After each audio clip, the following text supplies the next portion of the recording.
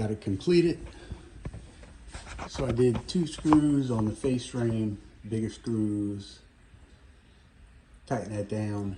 Then I went for the top, put 2 screws in the studs that were provided, only studs there.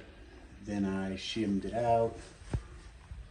In the third, the middle stringer, put 2 screws in there, and then came to the bottom, put 2 screws, so that's 6 screws total. And then I'll put 2 screws underneath here, so that'll be 8 screws per cabinet. I believe code is 6 screws per cabinet, as long as you, and you have to be using actual cabinet screws. So now I'm gonna take down this board, and now I will have to tackle the wall that's coming out to encase the refrigerator. That'll be tomorrow. To be continued.